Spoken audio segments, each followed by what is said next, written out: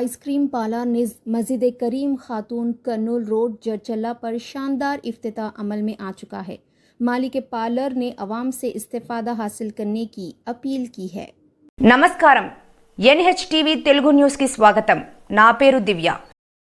కరీంనగర్ పట్టణ కేంద్రంలో కాంగ్రెస్ పార్టీ ఆధ్వర్యంలో ఎన్ఎన్ గార్డెన్లో ACC president minority cell MP Rajya Sabha సభ్యులు ఇమ్రాన్ ప్రతాప్ గడి కరీంనగర్కు విచ్చేసి ముస్లిం మైనార్టీ నాయకులు మరియు హిందూ సోదరీమణులు కాంగ్రెస్ పార్టీకి ఓటు వేసి భారీ మెజార్టీతో కరీంనగర్ ఎమ్మెల్యేగా పురమల శ్రీనివాసులను గెలిపించాలని ఈ సందర్భంగా తెలియజేశారు।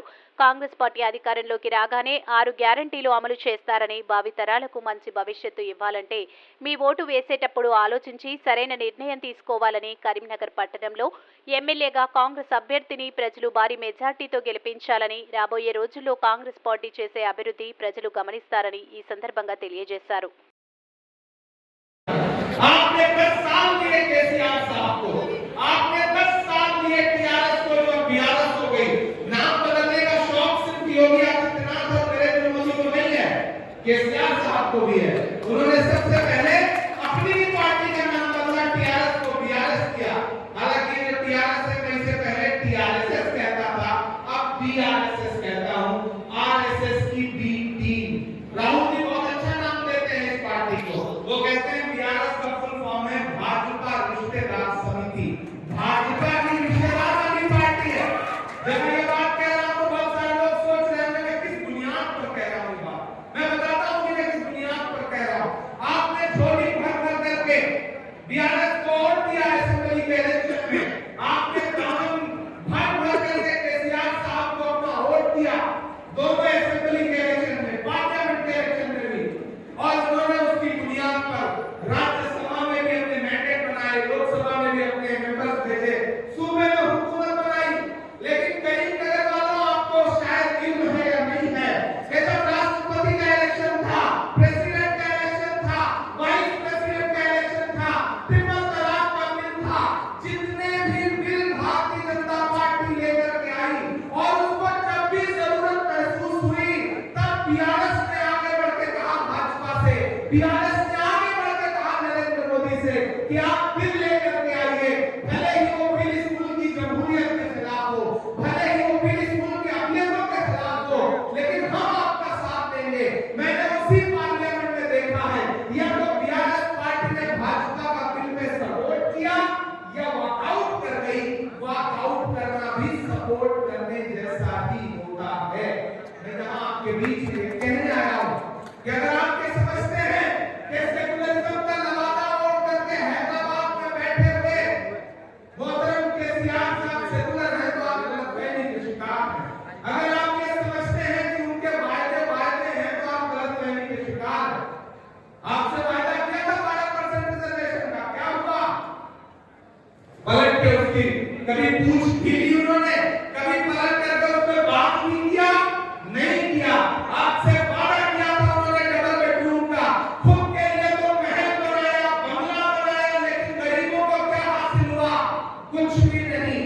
आपसे वादा किया था शादी मुबारक स्कीम को सही से इंप्लीमेंट करने का, इंप्लीमेंट हुई नहीं हुई। आपसे वादा किया था केसीआर साहब ने कि जब टीआरएस की सरकार बनेगी तो सूबे में वक्फ बोर्ड को जुडिशियल पावर दिया जाएगा और वक्फ बोर्ड की प्रॉपर्टीज को लूटने से बचाया जाएगा। ये वादा किया था उन्होंने, लेकिन वादे की सच्चाई ये निकली कि उनके मिनिस्टर्स, उनके एमएलए, उनके नेता ही वक्फ बोर्ड की जमीनों का इंक्रोचमेंट करके बैठे हैं, जमीनें खा के बैठे हैं। मुझे आपके इस डिस्ट्रिक्ट के मिनिस्टर साहब के बारे में मैं क्या बताऊं, आप मुझसे बेहतर जानते हैं।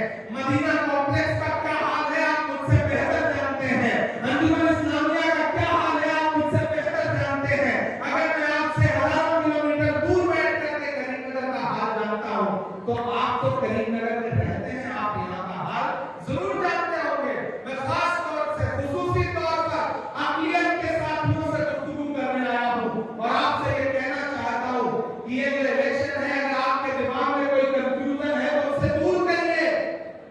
ये इलेक्शन सिर्फ असेंबली का इलेक्शन नहीं है। करीमनगर वालों, ये वही करीमनगर है जहां सोनिया गांधी जी ने खड़े होकर के तेलंगाना बनने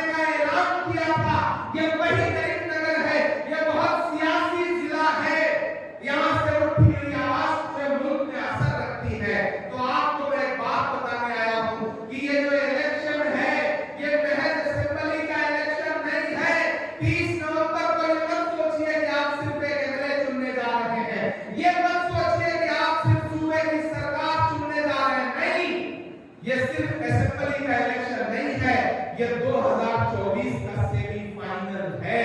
अगर चाहते हो कि दिल्ली में आने वाले 2024 में हुकूमत बदले, अगर चाहते हो कि जालिम निजाम बदले, अगर ये चाहते हो कि 2024 में मुल्क में जमहूरियत को पसंद करने वाली सरकार आए, तानाशाही को पसंद करने वाली सरकार जाए, अगर ये चाहते हो कि 2024 में मुल्क में डॉक्टर बाबा साहब भीमराव अम्बेडकर के देखे गए और बनाए गए आईन को बचाने वाली सरकार आए, तो फिर आपको तेलंगाना में कांग्रेस पार्टी को जिताना पड़ेगा, कांग्रेस की सरकार बनानी पड़ेगी।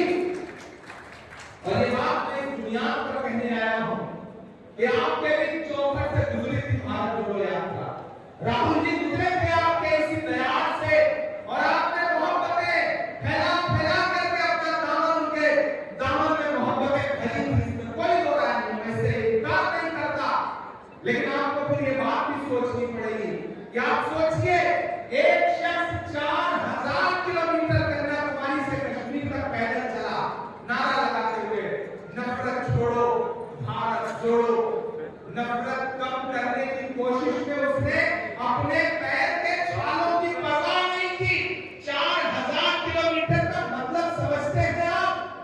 मैं मुसलसल उनके कंधे से कंधा मिला करके चल रहा था, मैं शायद हूं, मुझसे किसी ने कहा कि इमरान साहब यात्रा चल रही है, आपको शायद है आप राहुल गांधी के साथ कंधे से कंधा मिलाकर चल रहे हैं, आप क्या कहेंगे?